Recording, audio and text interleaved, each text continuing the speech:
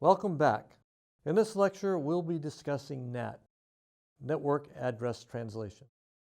Let's look at this example of a home network. The home network may only be assigned a single public IP address by the ISP. Yet, there may be several hosts inside the home network that need individual IP addresses and typically will need access to the public internet. A method to overcome this limitation is NAT. In the diagram, the home has been assigned an IP address of 138.76.29.7. This outside interface, the wide area network or internet-facing interface, is configured with this address.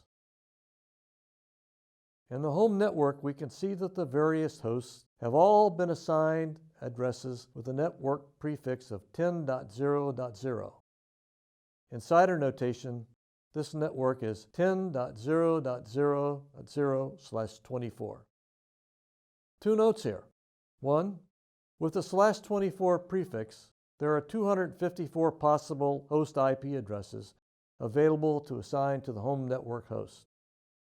And two, this network, 10.**** is called a private network because public routers will not route networks that begin with the first octet of 10. Using NAT, all the datagrams or packets leaving the home network will have the same source IP address, 138.76.29.7. Now, how does this work? In NAT, not only are the IP addresses of the host on the local network changed to the public address, but the source ports are changed as well. These substitutions are maintained in a table on the NAT server. In this example, the home network's router. The limitation of available IP addresses from the ISP is not the only motivation for NAT. There are at least 3 other reasons to want to use NAT. It facilitates easier local network administration. The local system admin, or in this case the home user, can add new devices and change addresses on existing local devices without having to worry about the outside world. Secondly, an organization or home user can change their ISP without having to change all the local host addresses. Thirdly, NAT can increase security by making the addresses of devices inside the network not visible. As I mentioned previously, NAT changes the source address and source port of every outgoing packet to the public address and another port number. Remote clients and servers will respond to that public address. This is stored in a NAT table. The reverse happens for the incoming packets. The NAT server uses the destination and address and port number to look up the corresponding source IP address and port. Let's go through the datagram on this next slide.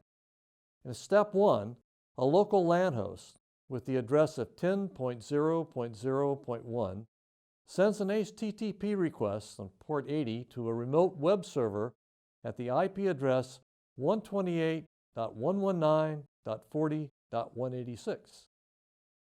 The local host uses 3345 as the source port.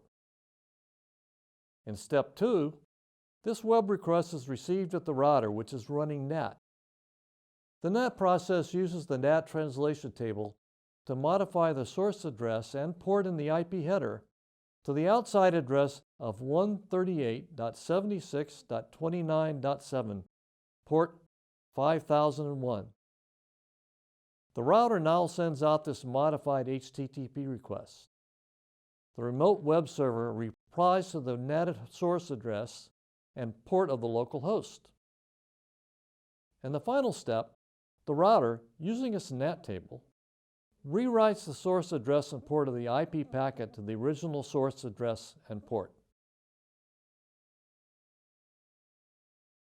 The 16-bit port number field permits more than 60,000 possible simultaneous connections with a single LAN address. But that stirs up controversy, a lot of which is based upon idealistic definition of TCP and its layers. NAT violates the end-to-end principle. This principle states that application-specific features reside in the communicating end nodes of the network rather than in the intermediary nodes such as gateways and routers. There is also the philosophy that a router should only process up to layer 3. Changing the port number is a layer 4 action. Furthermore, opponents argue that NAT is solving the address shortage problem that really should be solved by using IPv6. Developers of certain applications such as peer-to-peer and certain media streaming protocols must account for NAT. Then there's the NAT transversal problem.